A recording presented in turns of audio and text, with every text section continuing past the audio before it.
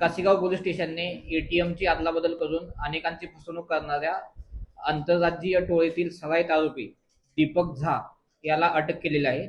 याच्यामध्ये घटना अशी होती की 4 एप्रिल रोजी एक मुलगी हटकेश येथे कॅनरा बँकेतून पैसे काढण्यासाठी गेली होती आणि पैसे काढताना तेथे एक अनोळखी व्यक्ती आला आणि तो एटीएम मधून पैसे काढण्यासाठी त्या मुलीला मदत करत आहे असे भासवून त्यांनी एटीएमची अदलाबदल केली आणि तेच एटीएम वापरून त्यांनी दुसऱ्या एटीएम मधून 75,000 रुपये काढलेले होते.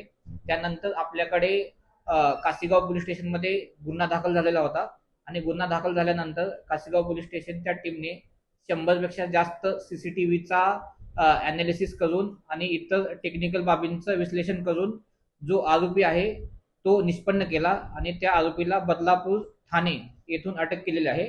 आणि तपासामध्ये आम्हाला एक शॉकिंग बातमी समजली की त्याच्यामध्ये महाराष्ट्र आणि भारतभरात 50 पेक्षा जास्त गुन्हे दाखल झालेले आहेत. ह्याच्यामध्ये त्याच्याबरोबर इतर साथीदारही काही होते, त्यांचेही नावं निष्पन्न झालेले आहेत आणि त्यांनाही पुढच्या तपासामध्ये अटक केली जाईल. ह्याच्यामध्ये ह्यांची मोडस अशी होती की जे लहान मुलं, जे महिला किंवा जे ज्येष्ठ नागरिक आहेत यांना एटीएम मध्ये गेल्यानंतर पैसे काढण्यासाठी गेल्यानंतर त्यांना एटीएम मध्ये पैसे काढण्यासाठी मदत करतो आहोत असे भासवून त्यांच्या हातातील जे एटीएम आहे ते एटीएमची अदलाबदल करणे आणि तो एटीएम आणि एटीएमचा पिन वापरून दुसऱ्या एटीएम मधून पैसे काढणे आणि त्यांची फसवणूक करणे हा त्यांचा मोडस होते.